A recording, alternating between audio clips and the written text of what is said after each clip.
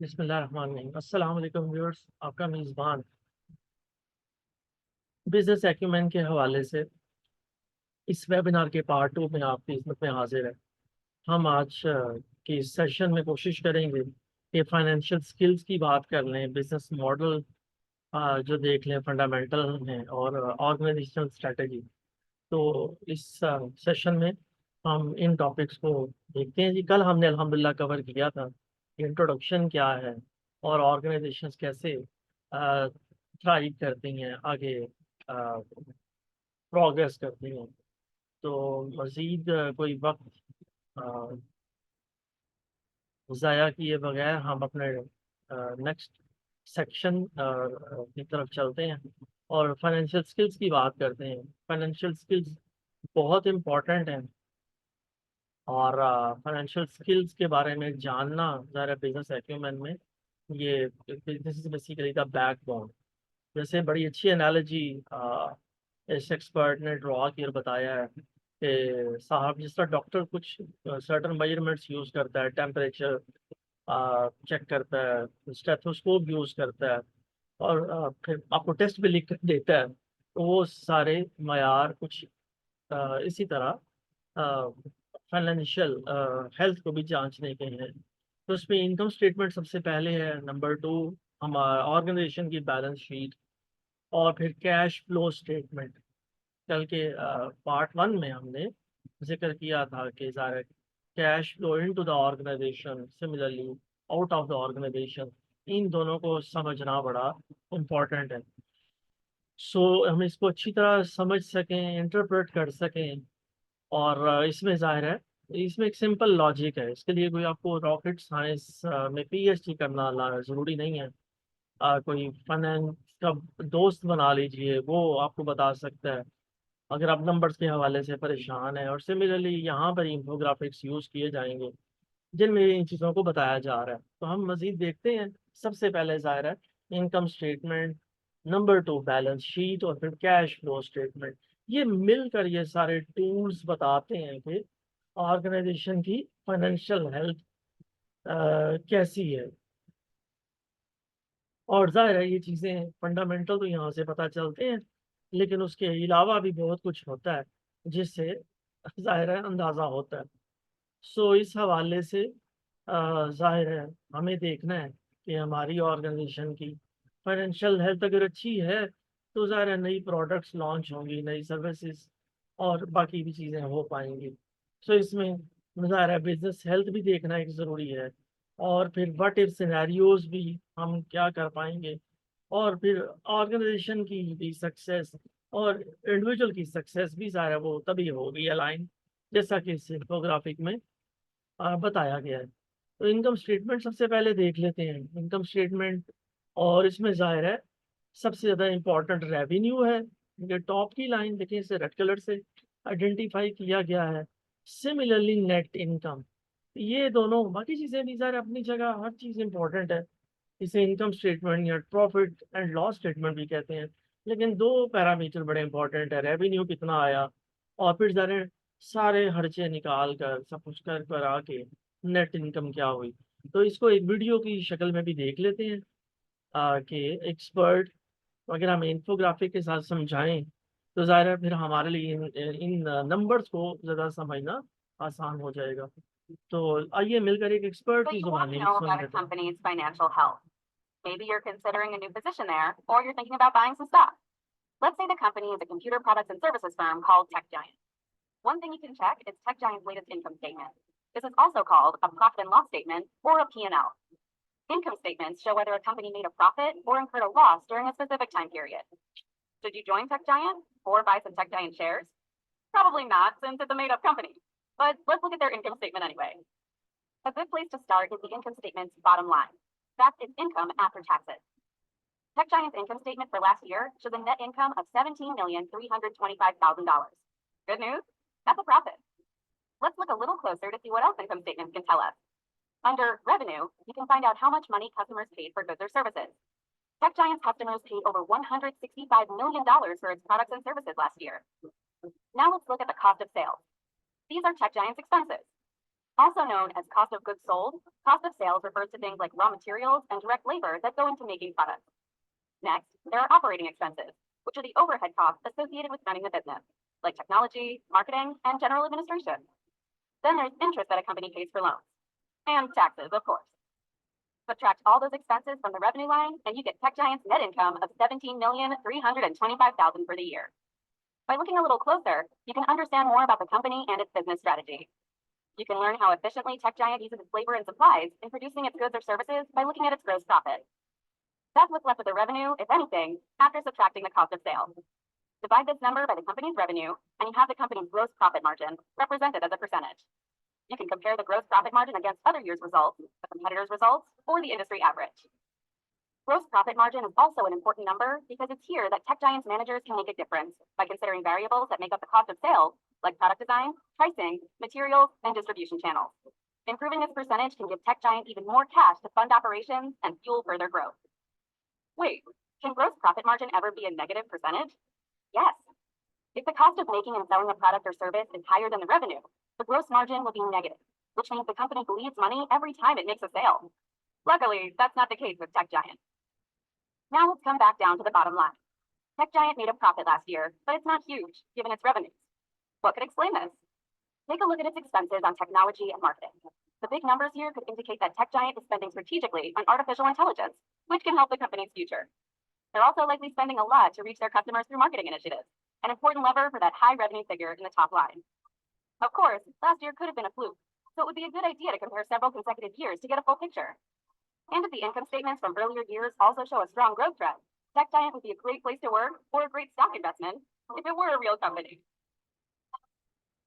तो सर आपने ज़ाहिर है उस कंपनी के स्टॉक्स खरीदने हैं, उसके साथ बिजनेस करना है, या वहाँ ज़ाहिर है काम करना है, जॉब लेनी है। तो हर दो सूरत में ये देखें, ये चीज़ें हैं। फिर इसमें टूल्स भी बताए गए हैं। देन बैलेंस शीट अगला टूल है, उसमें एसेट्स, लायबिलिटीज़ और इक्विटी मेंशन की जाती है। तो ये ज़ाहिर है वो टूल्स हैं जो मिलकर हमें, जैसे हमने प्रॉफिट एंड लॉस स्टेटमेंट या इनकम स्टेटमेंट की बात की, इसी तरह बैलेंस शीट भी हमारे सामने शेयर की जा रही है। और फिर अच्छी बात ही बताई जा रही है कि एग्जांपल ज़ाहिर है एक डेली लाइफ से, और ज़रा एकेडमिक एक्सरसाइज नहीं है, ये रियलिटी में चेक है कि आप किसी एक साल की सिर्फ देख के मुतासर ना हो, बल्कि 2-3 सालों का एटलीस्ट डेटा उसे देख के डिसीजन करें। तो बैलेंस शीट में ज़रा अकाउंट्स रिसीवेबल और अकाउंट्स पेएबल बताए जाते हैं। फिर कैश, बार बार कैश का जिक्र हो रहा है, और ऑनर्स, और उसके बाद शेयर होल्डर्स इक्विटी, ये सारी चीज़ें वहाँ से पता लगेंगी। एक और इस हवाले से सवाल होता है कि क्या एम्प्लॉइज एसेट होते हैं? जी, कहा तो जाता है, कई लोग इस चीज़ को, कई सीनियर्स बात करते हैं, लेकिन जाहिर है हकीकत यही है कि एम्प्लॉइज वैल्यूएबल रिसोर्स तो होते हैं, लेकिन वो ज़रा एक्सपेंस होते हैं, खर्चा होता है, खर्चा उन पे, तो इसलिए उन्हें ज़ाहिर खर्चे वाले खाने में फिट किया जाता है। अगली स्टेटमेंट है जी कैश फ्लो स्टेटमेंट। तो कैश ऑन हैंड के कितना है, और फिर एंड ऑफ पीरियड क्या रह जाएगा, ये सारी चीज़ें यहाँ से हमें पता लगेंगी। तो कैश फ्लो स्टेटमेंट भी बड़ा इम्पोर्टेंट है। तो ये सारे टूल्स हमें एक फाइनेंशियल हेल्थ एक ऑर्गेनाइजेशन की उसके बारे में बताते हैं। और जाहिर है इसे, ये हमारे रोज़ के जो डिसीजंस होंगे, हमारे चाहे घर के हों, डिपार्टमेंट के, ऑर्गेनाइजेशन के, या इवन मुल्क के, तो हमें वो फैसला करने में, डिसीजन मेकिंग में आसानी रहेगी। चाहे हम सेल्स डिपार्टमेंट में काम कर रहे हैं, प्रोडक्ट डेवलपमेंट में हिस्सेदार हैं, या प्रोक्योरमेंट करने जा रहे हैं, तो ये चीज़ें हमें जांचनी चाहिए, समझनी चाहिए। और फिर टूल में दायरा इन तीनों का है। फाइनेंशियल स्टेटमेंट्स का ही जिक्र है, ये शेयर की गई हैं। और नेक्स्ट आइडिया जो बताया जा रहा है कि अपनी इनसाइट्स आपने डेवलप करनी है, और इस इंफॉर्मेशन पे बेस करके अपनी इनसाइट्स डेवलप करनी है कि एक्चुअली हम कहाँ जा रहे हैं, हम कहाँ खड़े हैं, और इस पॉइंट ए से पॉइंट बी पे हमने कैसे पहुंचना है। और अल्हम्दुलिल्लाह यहाँ हमने ये सेक्शन जल्दी से मुकम्मल कर लिया, क्योंकि सारे ज़ूम मुझे बता रहा है कि उसका टाइम फिर कम होता जा रहा है, ज़ाहिर है। तो उस वक्त को भी मैं मद्देनजर रखते हुए कि वेबिनार है तो ज़रा हम इंफॉर्मेशन को कंप्लीट करने की कोशिश करें। बिजनेस मॉडल्स देख लेते हैं अपने नेक्स्ट सेक्शन में, और जाहिर है ये हम अपने दोस्तों को समझाएं, अपने आप को समझाएं। तो बिजनेस मॉडल को आमतौर पर अगर एक कहानी की तरह लिया जाए तो बिजनेस लीडर्स डेवलप करते हैं, और ये बताता है, ये मॉडल बताता है कि ऑर्गेनाइजेशन कैसे वैल्यू क्रिएट कर रही है और डिलीवर कर रही है। और इसमें जो खास चीज़ें हैं उनमें कस्टमर के लिए वैल्यू प्रोपोजिशन बताई जानी चाहिए, बताई जाती है। कौन कस्टमर है हमारे और वो क्यों उनकी विलिंगनेस टू पे है, प्रॉफिट का फार्मूला क्या होगा, की प्रोसेसेस क्या होंगे इस प्रोडक्ट को डेवलप करने में या सर्विस को प्रोवाइड करने में, और क्या रिसोर्सेज हैं, क्या इक्विपमेंट टेक्नोलॉजी या फैसिलिटी यूज होगी।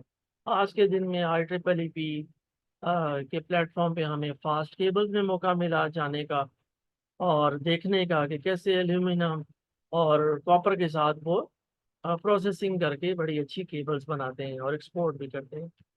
बिजनेस मॉडल जो है वो उसे जानना चाहिए, समझना चाहिए, बड़ा ज़रूरी है ये हम सब के लिए।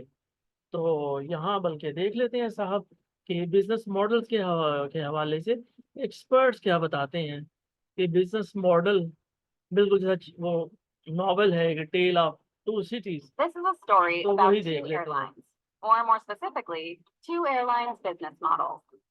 A business model describes how an organization creates and delivers value, and the elements that come together to capture value for the business. A good business model, like Southwest Airlines, can lead to industry dominance. And a bad business model, like Delta Song Airlines in the early 2000s, can lead to failure. And failure was Song's closing number. Sometimes businesses can seem very similar on the surface, like Southwest and Song, low-cost carriers offering affordable point-to-point service featuring single-aisle aircraft. But Delta's Song was different in profound ways, and they all tie in with its business model. A business model has four main components: customer value proposition, profit formula, resources, and processes. The most important component is the customer value proposition, or CVP. This describes why a customer should pay for the business's product or service. While offering low fares, Song sought to provide stylish high-end service, like organic food offerings, in-flight exercise programs, and customized cocktails. They hope to offer luxury at a relatively low price. Southwest value proposition is a promise of low-cost flights with no frills, quick boarding, and unloading. The Southwest approach results in lower direct costs and lower overhead. Key elements of its profit formula, the second component of a business model. A profit formula is the blueprint that describes how a company creates value for itself while providing value to its customers.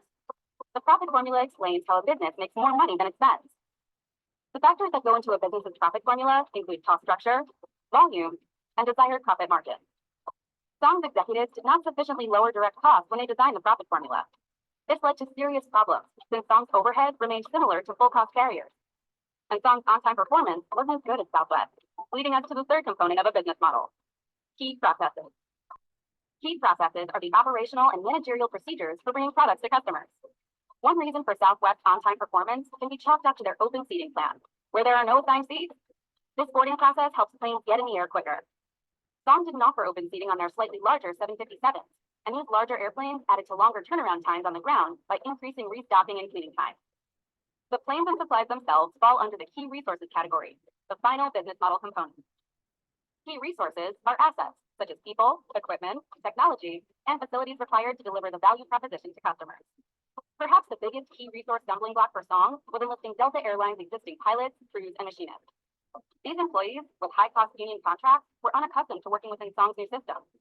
Tensions, costs, and turnaround times rose, but profits did not. Southwest, alternatively, negotiated profit-sharing contracts with its pilots union, and also entered into long-term contracts for fuel, helping to keep resource costs under control. The parts of a business model are interrelated in complex ways. If one or more of the four parts break down, the result can be disastrous for a business. But if all four parts act and interact like a well-run machine, they can ensure that a business takes off.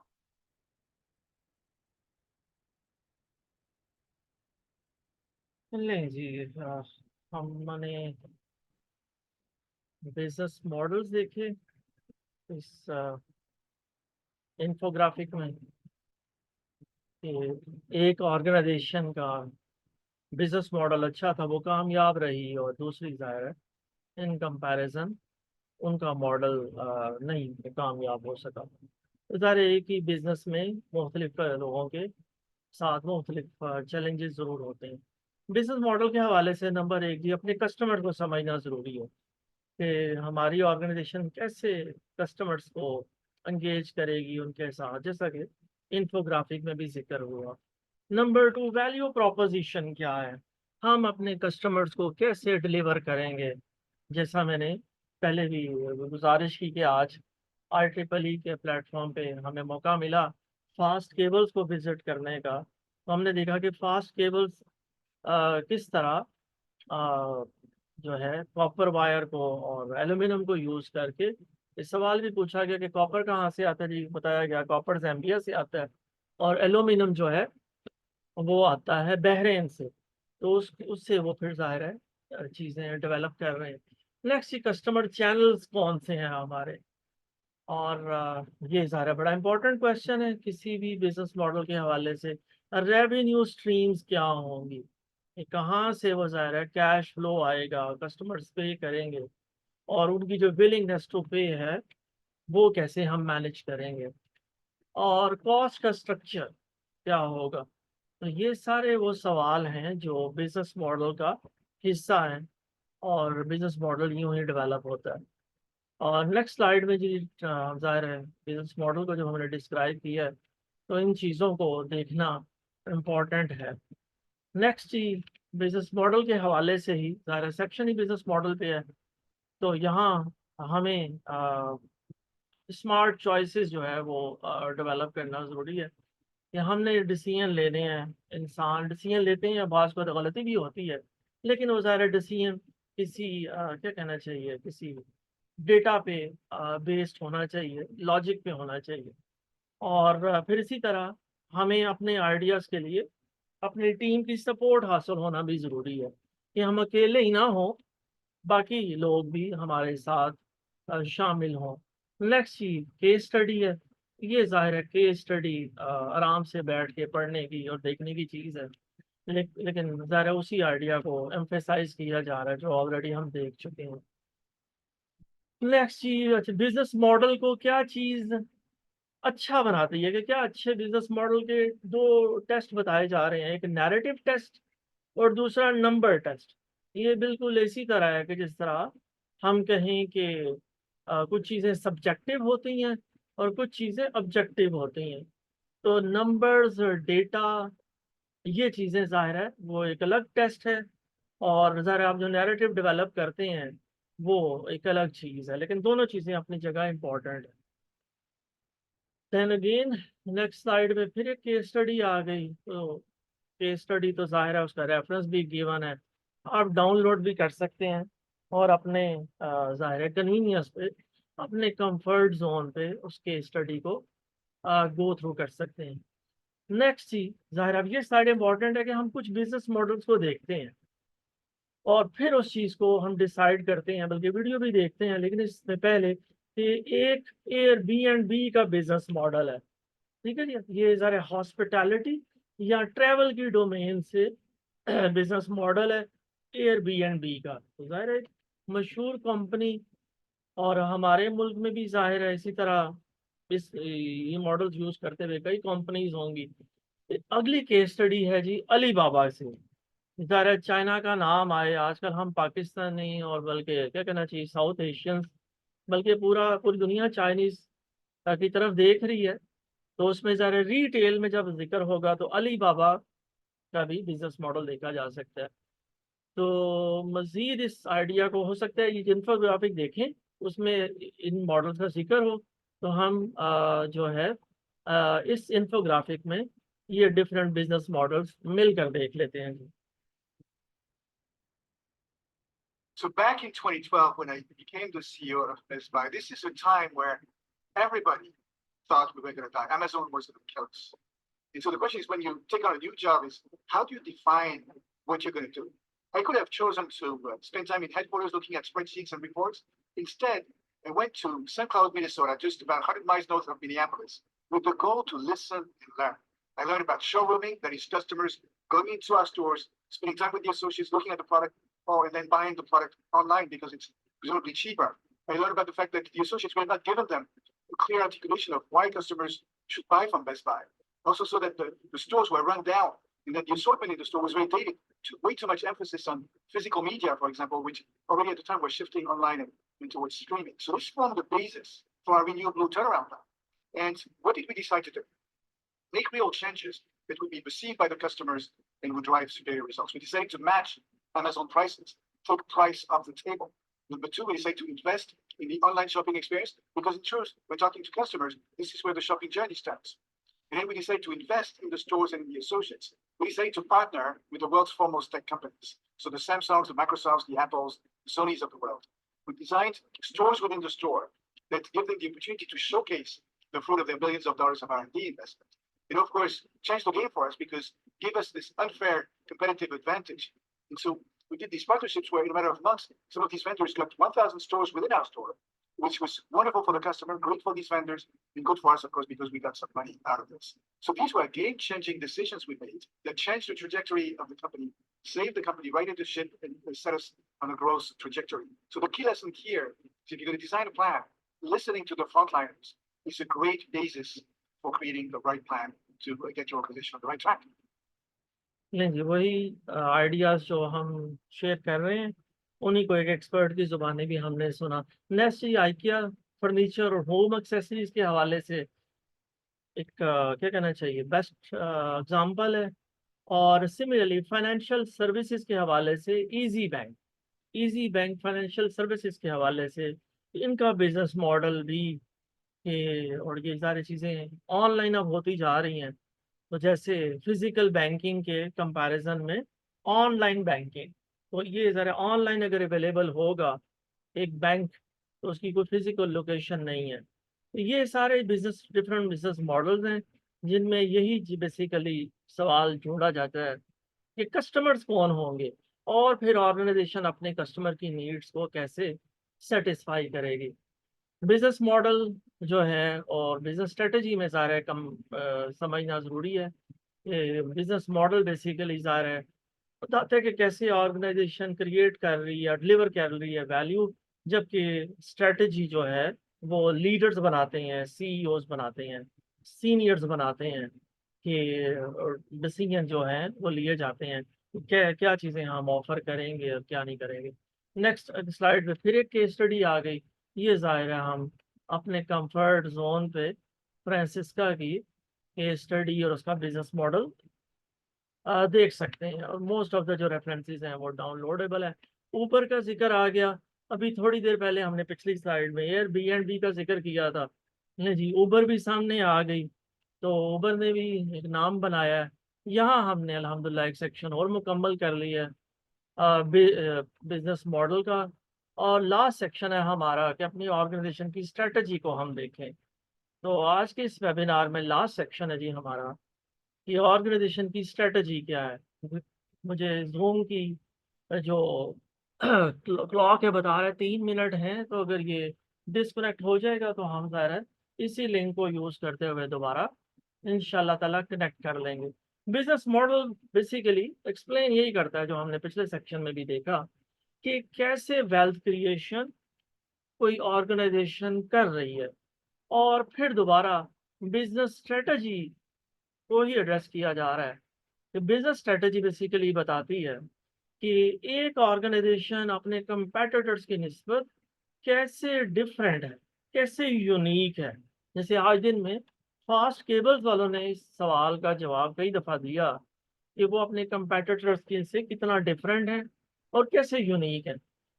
सो चाहे वो अब airline हो, examples दोबारा हम visit कर रहे हैं, financial services हो, या कोई और मर्चेंडाइज चेन है, तो ये जाहिर है अपना बिजनेस मॉडल बनाएंगी, अपनी स्ट्रेटजी डेवलप करेंगी तो ही सक्सेसफुल होंगी।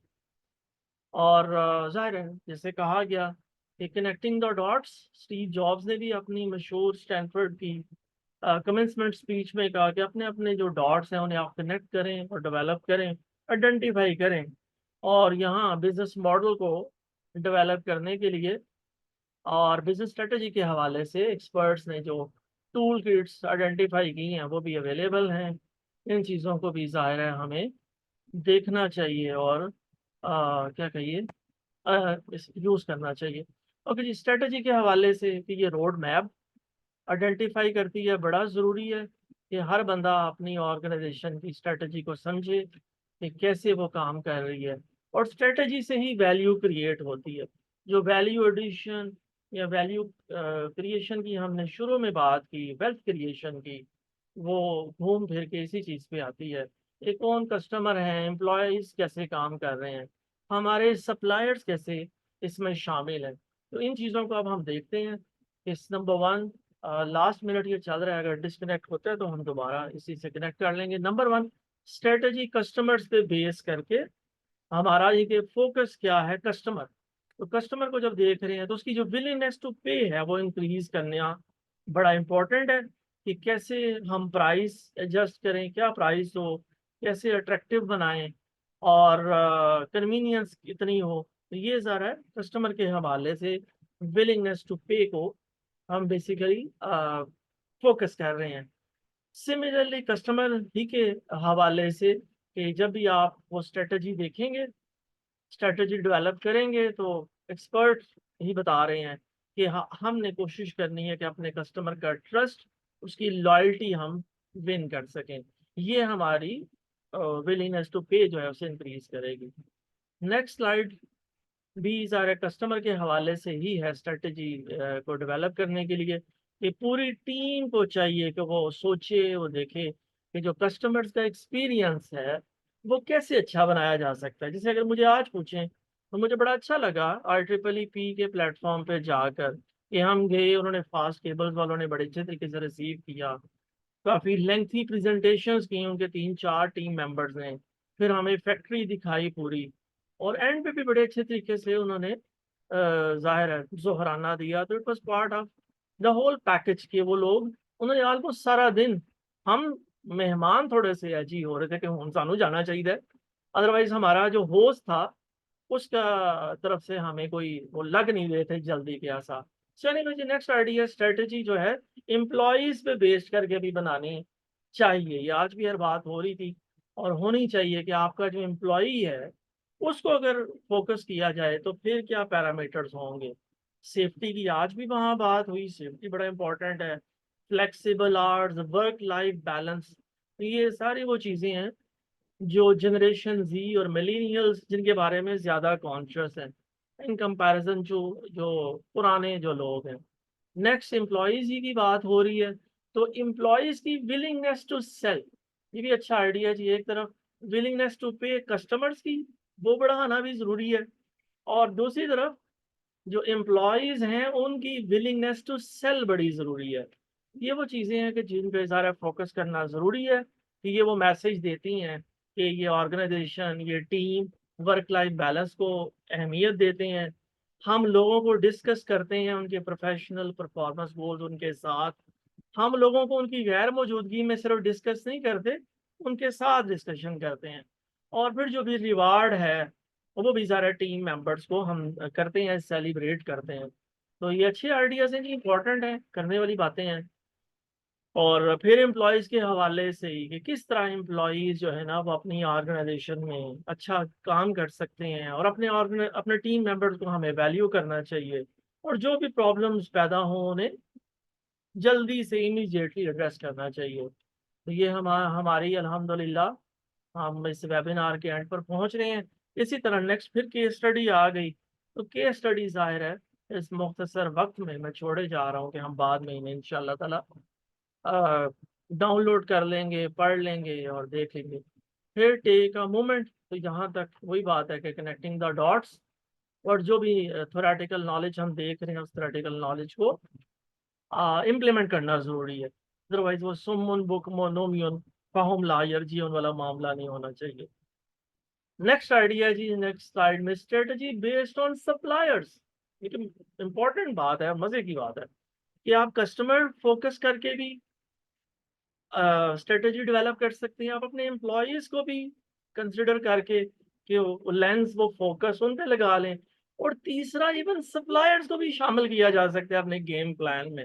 ये मजे की बात है कि इवन सप्लायर्स जो हैं वो willingness to sell their goods, ठीक है जी, उसके हवाले से हम उन्हें अहमियत दें।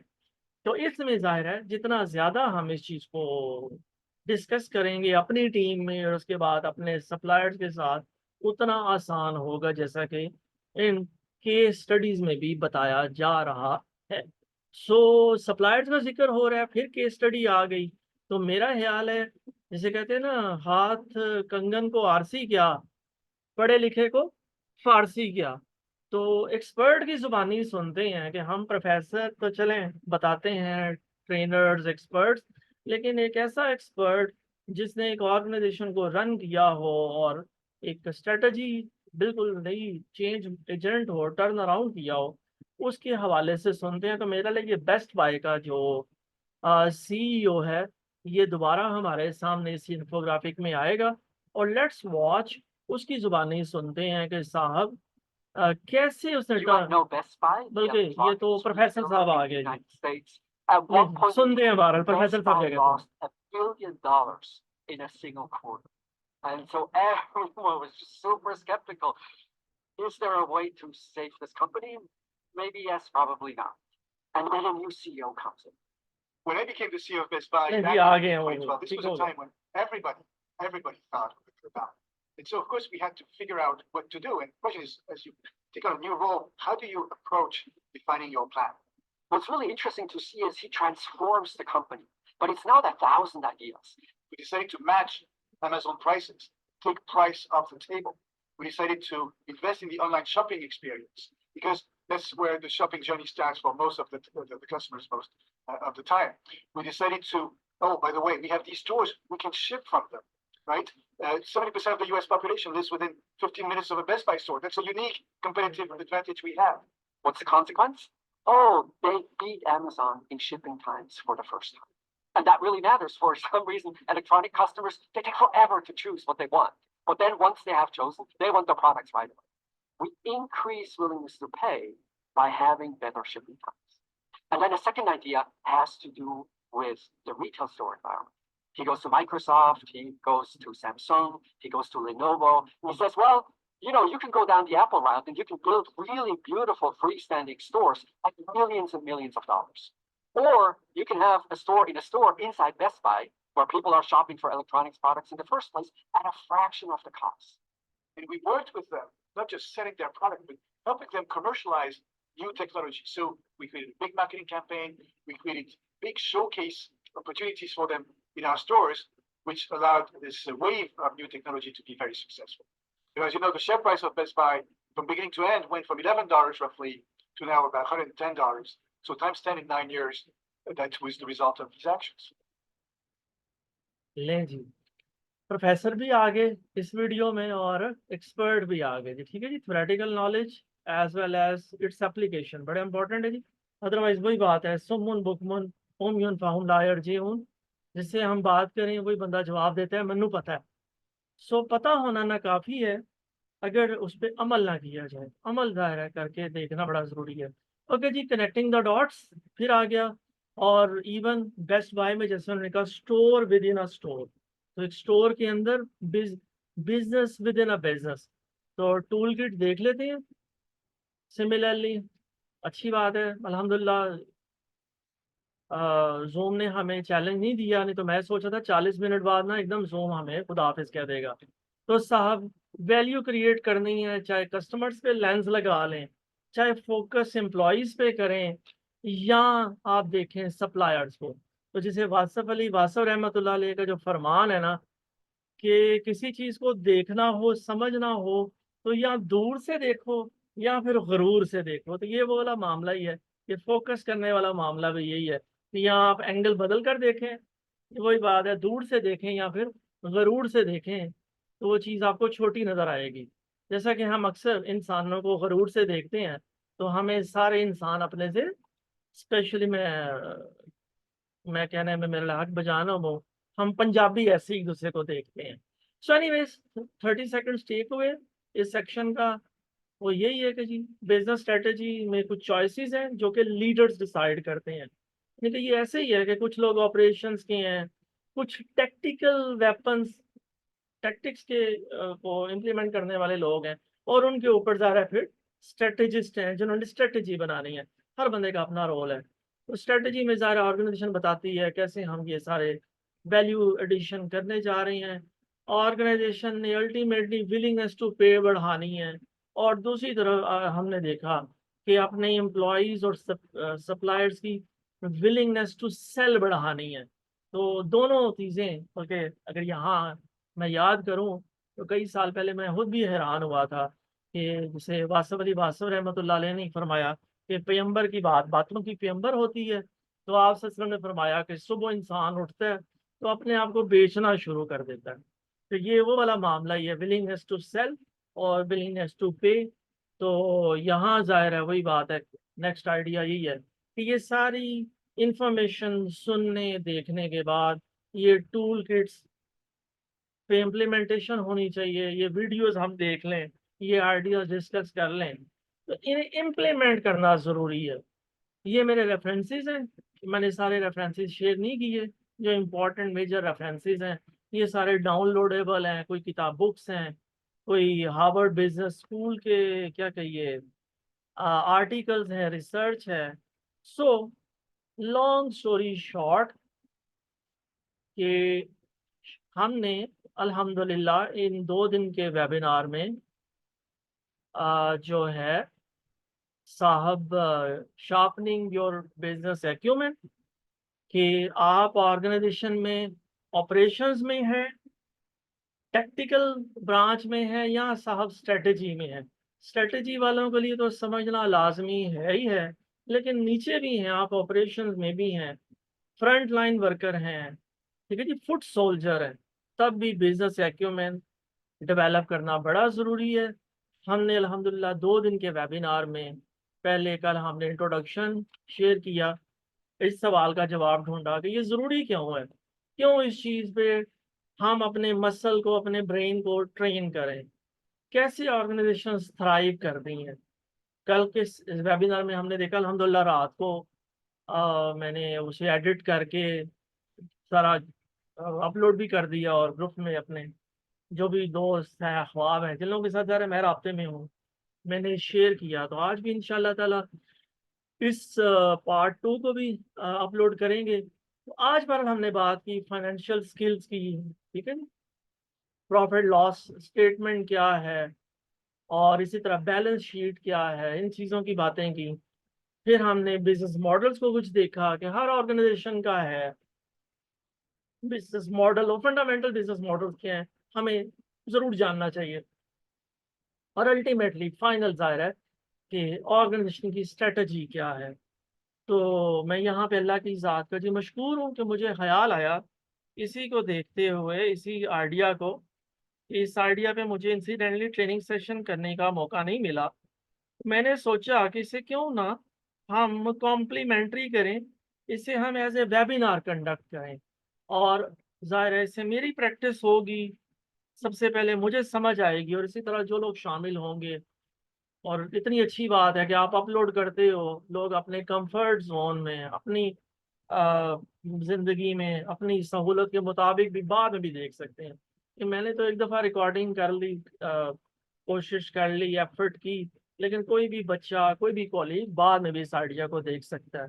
तो ज़ाहिर है इस आइडिया पे मुझे ये फर्स्ट टाइम अल्हम्दुलिल्लाह मौका मिला। मैं अल्लाह की ज़ात का भी मशकूर हूँ, और कल भी जो 2-3 लोग आए उन्होंने भी मशकूर हूँ। आज पता नहीं वो नहीं आ सके, लेकिन चले, ऐसे ही होता है कि रोज आप देखते हो नए लोग बदल जाते हैं, और कुछ अकेले, जैसे कहते हैं ना, मैं अकेला ही चला था जानिब मंजिल, हाँ जी, लोग मिलते गए, कारवां बनता गया। तो बहरहाल अल्लाह की ज़ात हमें आसानियाँ अता करे, आसानियों तकसीम करने का शर्फ अता करे। कल इंशाल्लाह ताला हम advance time management strategies for business leaders and executives पे बात करेंगे। ये ट्रेनिंग सेशन मुझे खुशी है 2-4 लोगों ने रजिस्ट्रेशन करवाई है। तो कल उनके साथ ये 2 घंटे जो नीपा में मैंने content mid career management course में शेयर किया था, वो कल इन पीयर्स के साथ, बच्चों के साथ बात करने का मौका मिलेगा। और फिर नेक्स्ट वीक इंशाल्लाह ताला मीटिंग मैनेजमेंट पे हम ट्रेनिंग सेशन, वो भी ऑनलाइन है, अच्छी बात है दोनों ऑनलाइन है। और मुझे अच्छा लगता है कि मैं यहाँ लाहौर में बैठा हूँ, लोग पता नहीं कराची में, ग्वादर में, लास्ट रमज़ान में बच्चा पारा चनार में मेरे साथ शामिल हुआ हमारे ट्रेनिंग सेशन में। और उसके अलावा जनरेटिव आर्टिफिशियल इंटेलिजेंस पे हम इंशाल्लाह ताला प्लान कर रहे हैं यूटी में।